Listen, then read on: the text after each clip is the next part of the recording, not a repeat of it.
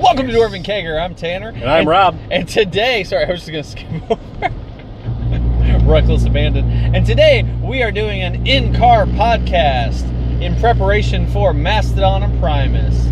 That deep vibration sound is something in the trunk. His trunk, if you know what I'm saying.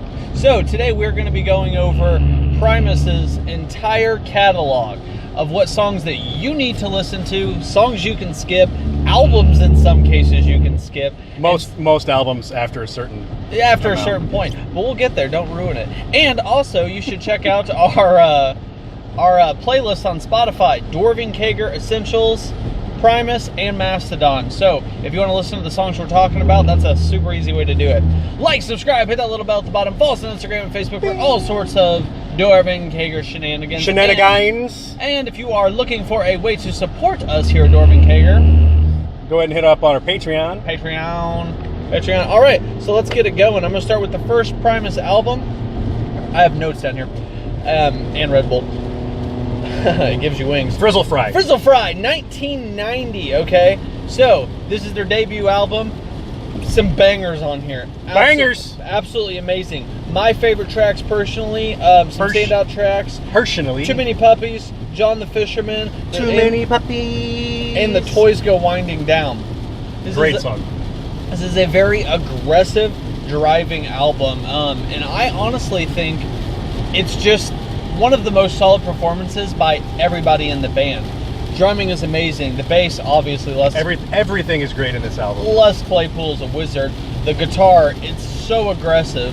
And what's cool about it, I think, is each instrument and each musician, they kind of take turns throwing in their little extra bit. It's really awesome. To me, favorite track on the album is Too Many Puppies. I agree. Yeah. John the Fisherman's pretty good too, but it's a little overdone because of the Guitar Hero shit. Yeah, Guitar Hero really kind of drilled that into our skull. So anyway, drilled it into your skull, fucking skull. Okay, next one, Sailing the Seas of Cheese, 1991. The note I have next to this is hits for days, because I did not realize how many solid tracks were on this album. You've got American Life, Tommy the Cat, Jerry Was a Race Car Driver, and those damn Blue Collar Tweakers being kind of the standout tracks in my opinion.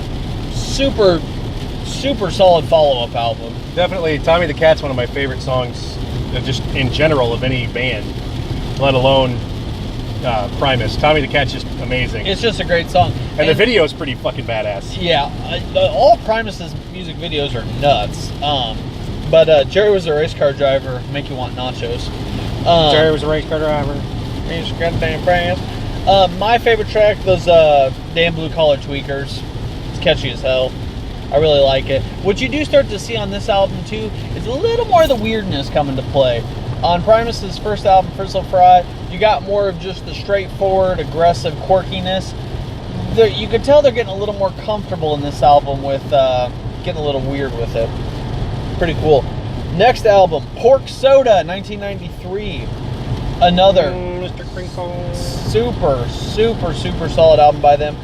Their most recognizable hit, My Name Is Mud, came off of that album. Yes, it did. Mr. Crinkle, also Welcome to This World. Nature Boy.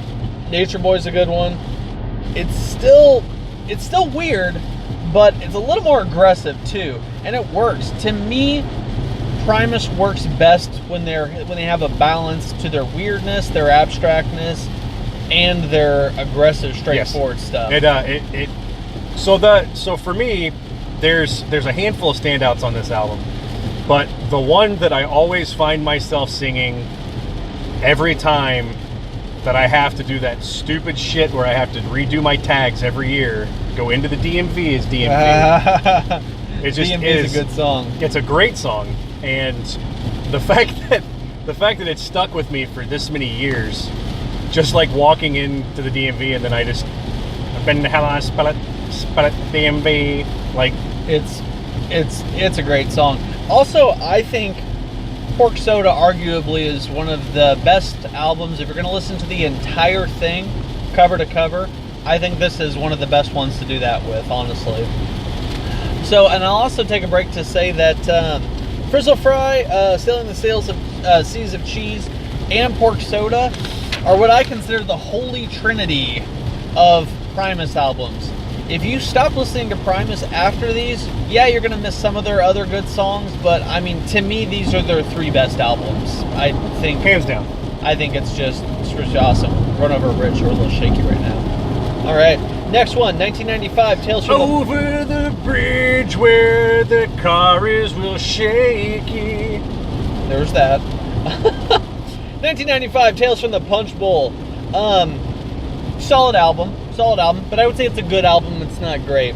You've got Professor Nutbutter's House of Treats, which, despite how weird that title is, it's a very heavy song. It's very literally what I call every baking show that I've ever seen.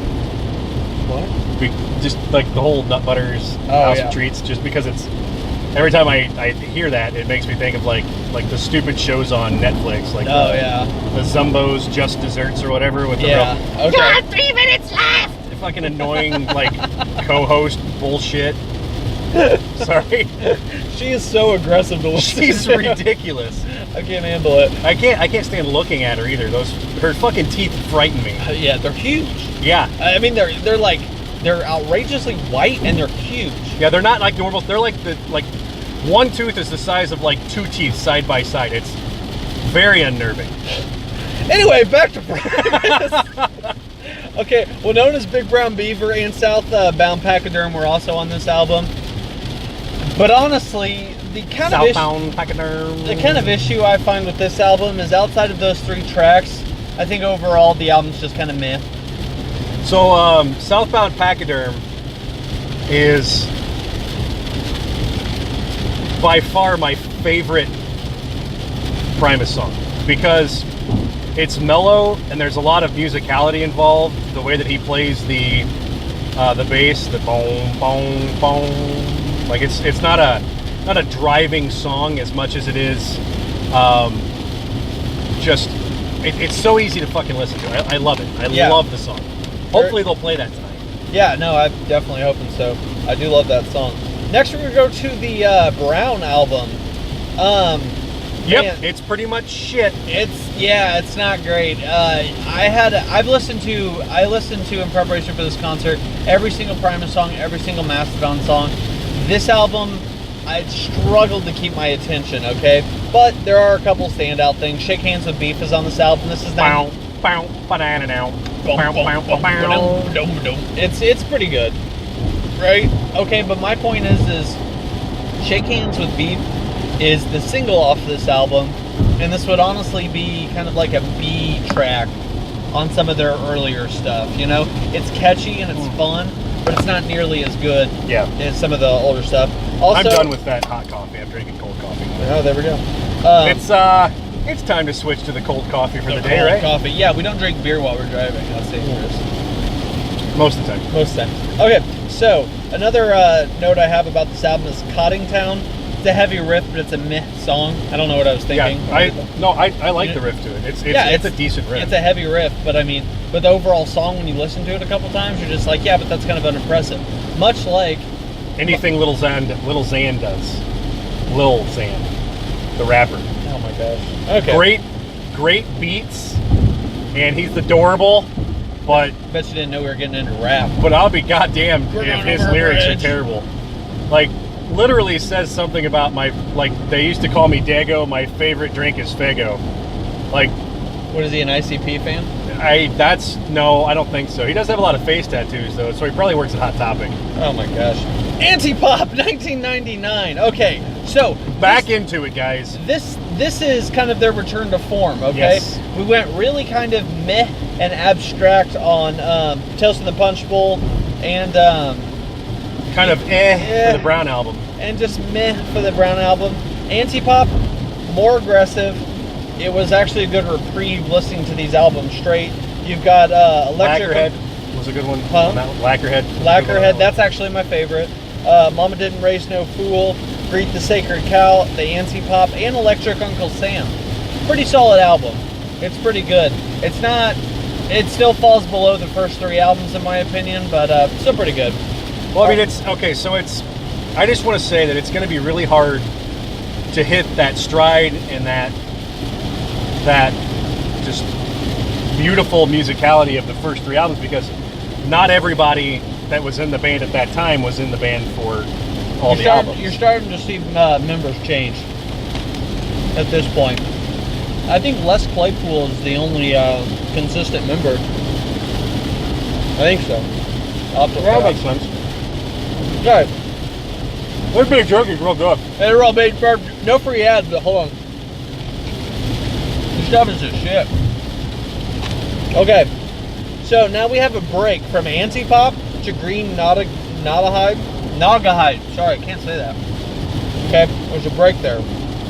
So, Auntie Pop was 1999. Green Naugahyde, 2011. Okay, so we got some years that have passed. Now, side projects are happening in this meantime. There's some good stuff with some of Les Claypool's other projects that, check out if you're a fan. Some Oysterhead, some... that's pretty much it I can think of. Yeah, I think he's... I don't know. Anyway. It's a really good super group, though. That's considered a super group. You got Stuart Copeland from The Police, the drummer.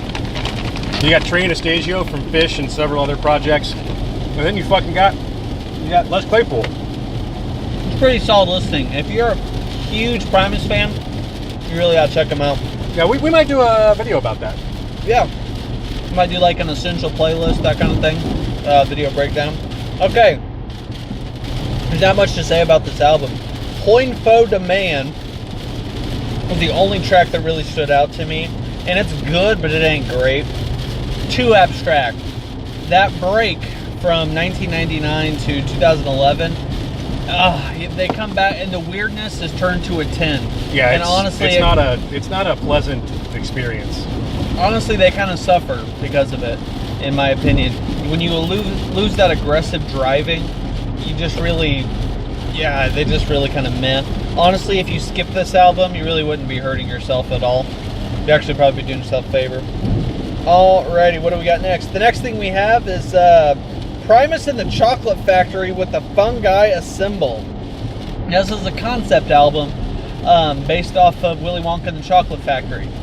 What I can say about this, what I can say about this is give it a listen. Give it one good listen. Listen to it cover to cover, and then you probably never have to go back to it again. I like their cover of Pure Imagination. I love that song anyway. Because you're, a fan of Willy Wonka. Yeah, Willy Wonka. Who isn't a fan? God damn it. Did you eat all the fucking... No, I didn't eat all of it. There's 2 bags! There's 2 bags of jerky. Well, they're not teriyaki? No, the other one's original.